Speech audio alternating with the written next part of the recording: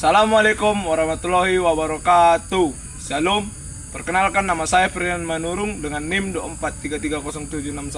243307611128 dari Prodi Agroteknologi Universitas Prima Indonesia.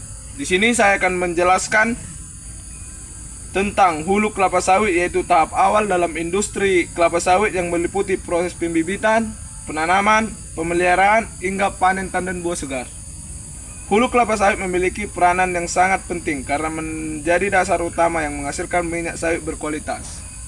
Untuk videonya, mari kita simak.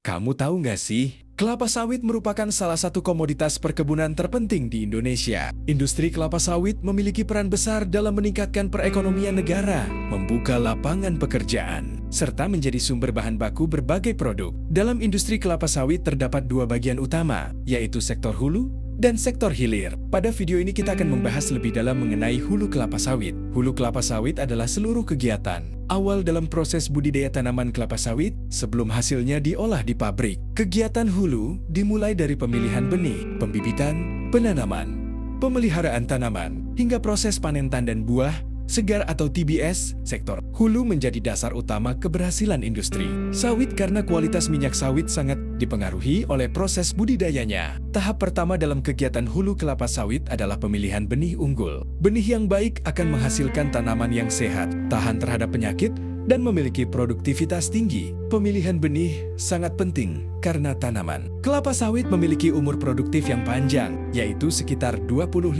tahun. Oleh sebab itu, kesalahan dalam memilih benih dapat menyebabkan kerugian besar bagi perusahaan maupun petani.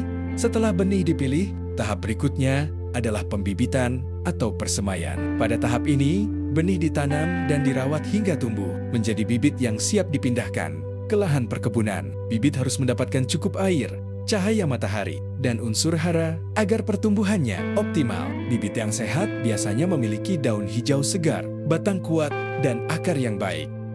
Tahap selanjutnya adalah persiapan lahan. Sebelum penanaman dilakukan, lahan harus dibersihkan dan diolah terlebih dahulu. Pengolahan lahan bertujuan agar tanah memiliki kondisi yang baik untuk pertumbuhan tanaman sawit. Sistem drainase juga dibuat untuk mengatur aliran air sehingga tidak terjadi genangan yang dapat merusak akar tanaman. Kemudian dilakukan proses penanaman bibit kelapa sawit ke lahan utama. Penanaman dilakukan dengan jarak tertentu agar setiap tanaman mendapatkan sinar matahari dan nutrisi yang cukup. Kelapa sawit sangat cocok tumbuh di daerah tropis dengan suhu hangat, curah hujan tinggi, dan tanah yang subur. Setelah tanaman ditanam, tahap yang paling panjang adalah pemeliharaan atau perawatan tanaman. Perawatan meliputi pemupukan, pengendalian gulma, pemangkasan pelepah, serta pengendalian hama dan penyakit. Pemupukan dilakukan secara rutin untuk memenuhi kebutuhan unsur hara tanaman seperti nitrogen, fosfor, dan kalium. Jika unsur hara tidak terpenuhi, pertumbuhan tanaman akan terganggu dan produksi buah menjadi rendah. Pengendalian gulma juga penting, dilakukan agar tanaman sawit tidak berebut nutrisi dengan tumbuhan liar. Selain itu, petani dan perusahaan juga harus mengendalikan hama seperti ulat daun dan kumbang, serta penyakit yang dapat merusak tanaman sawit. Pengendalian dilakukan dengan cara mekanis, biologis, maupun kimia. Sesuai kebutuhan, kelapa sawit mulai menghasilkan buah pada usia sekitar 3-4 tahun setelah tanam. Ketika memasuki masa produktif, dilakukan proses panen tandan buah segar atau TBS. Panen dilakukan secara rutin setiap 7 hingga 14 hari sekali. Buah sawit yang matang ditandai dengan warna, buah yang berubah, dan adanya brondolan yang jatuh ke tanah. Proses panen harus dilakukan dengan hati-hati, karena tingkat kematangan buah sangat mempengaruhi kualitas minyak sawit yang dihasilkan. Jika buah dipanen terlalu muda, kandungan minyaknya rendah.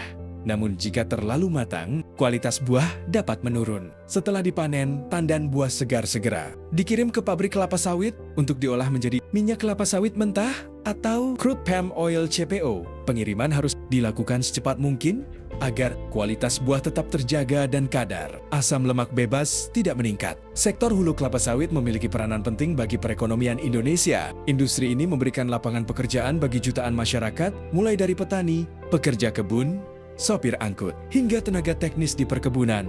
Selain itu, hasil ekspor minyak sawit juga menjadi salah satu sumber devisa negara terbesar Namun, dalam pengelolaannya, sektor hulu kelapa sawit juga menghadapi berbagai tantangan. Salah satunya adalah masalah lingkungan seperti pembukaan lahan, kerusakan hutan, dan pencemaran.